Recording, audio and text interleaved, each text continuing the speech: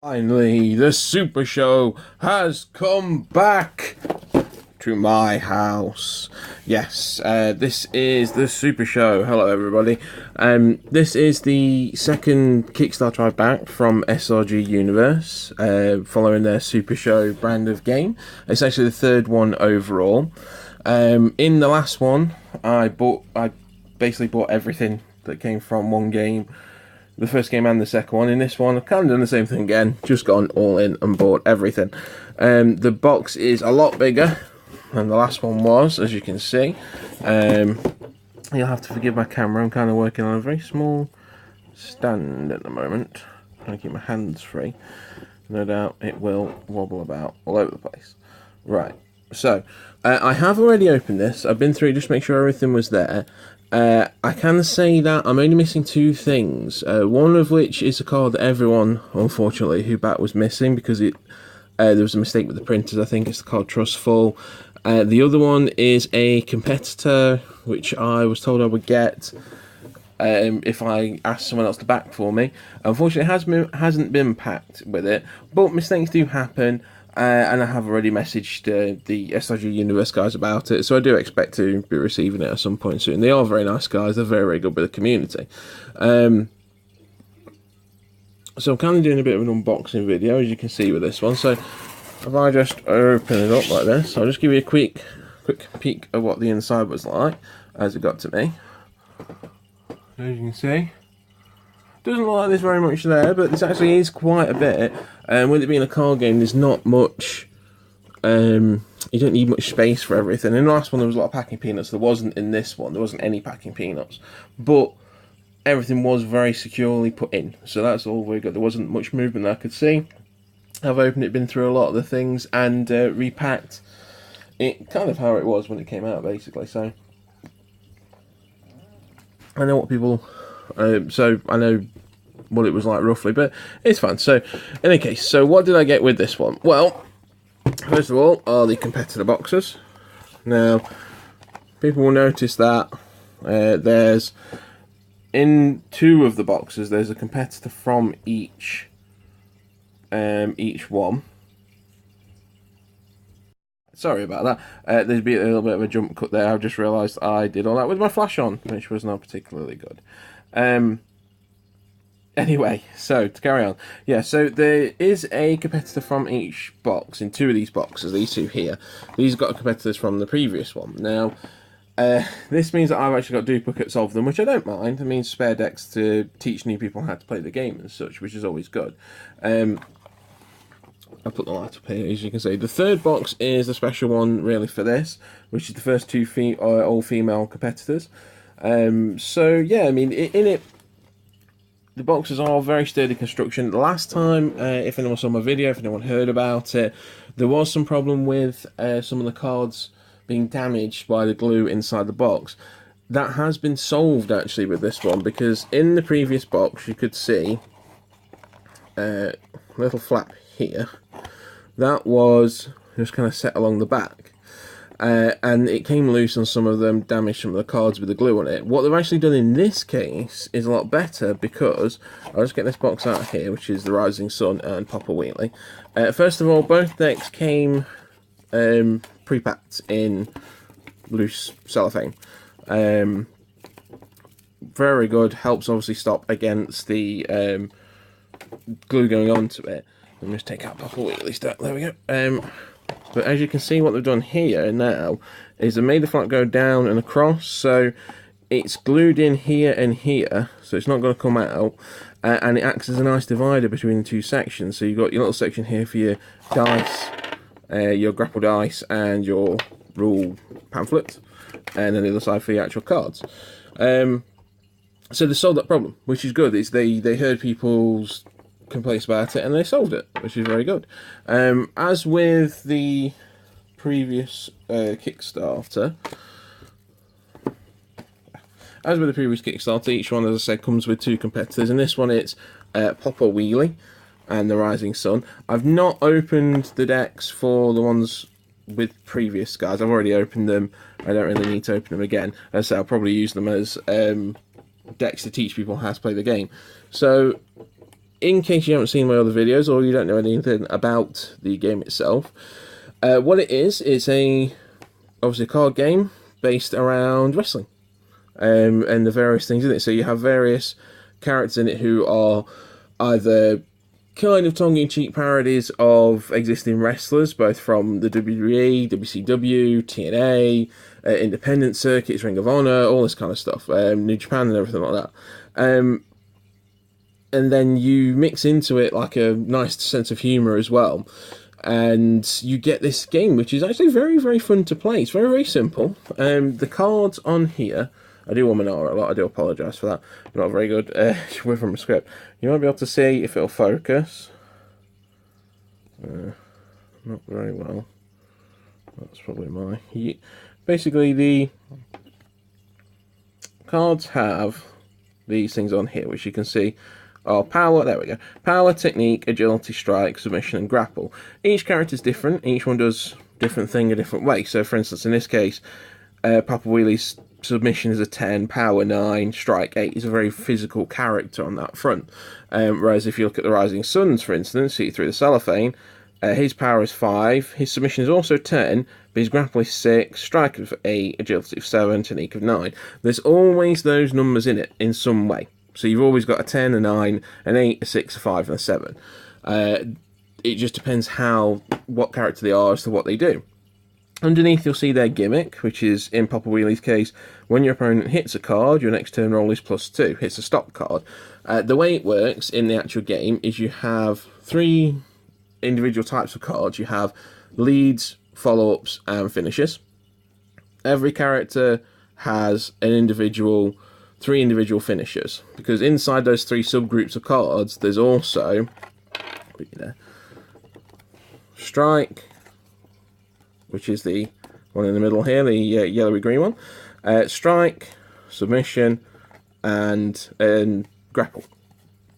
And these go through the whole deck, different types of each one, basically. So, I believe I actually put the wrong... Yeah, this one's actually that one. But yeah, so they go through the whole deck. So every single deck has 27 cards, 26 cards, I do apologise, which are 27 cards. Sorry. Every deck does have 27 cards, which are your basics: punch, lock up, headlock, stomp, headbutts, arm drag, rear chin lock, kick into the corner, all these kind of things. Your basic wrestling moves that are going. The way you do it is that you'd set up your turn. When you play your turn, you roll the dice. So that's this thing here.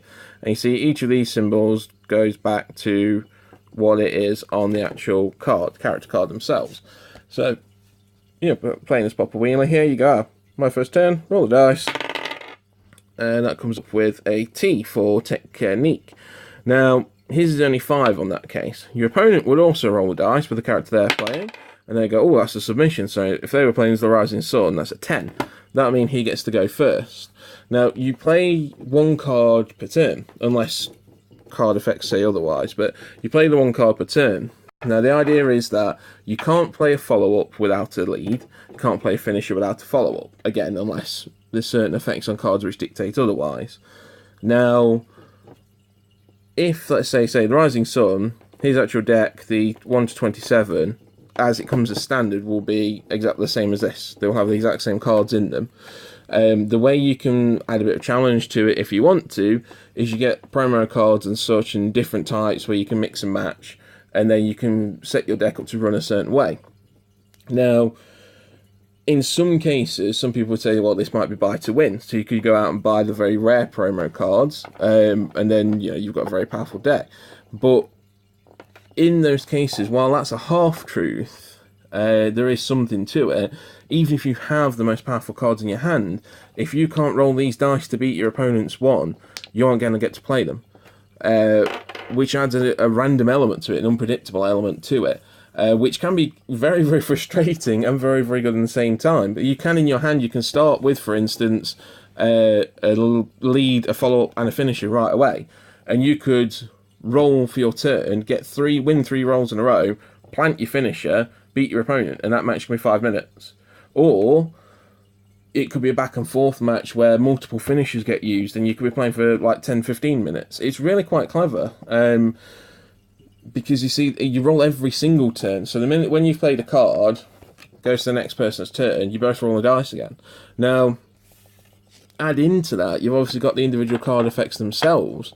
So you've got, for instance, the punch here is it's a lead strike up here on the top right, which will stop any grapple. So if someone were to play a follow-up grapple, for instance, of Sidewalk Slam here, you could stop that if you had that in your hand. You would play that down, it would stop their card, and that would become the active card, your active card on your side of the field. Now, you can have multiple leads, strikes, leads and follow-ups on the board. There's no like limit on that front, so you could be having a couple of stats going in case your opponent stops one and all that kind of stuff. The idea is that it's supposed to represent the match flowing and moving, and people trying different things. So, like I say, you've got these ones here. You've got a follow-up here of the lockup, which will stop any lead submissions. Headlock, stop any lead strikes. Then you've got things like kick, stops any follow-ups, follow-up. But then you've got things like this. So, on here, you have your opponent buries one card in their hand, or your next turn roll is +1. So, bury, the card goes from here to bottom of the deck. So, you say to your opponent, right, do that, or your next turn roll is +1, which means obviously whatever you roll on the dice is +1. So in some cases you will get an 11, which means you will go first. And of course, in stuff like, you put the character's gimmick in on this as well. So you have, if your opponent, in Papa Wheelie's case here, as it said, if your opponent hits a stop card, your next turn roll is +2.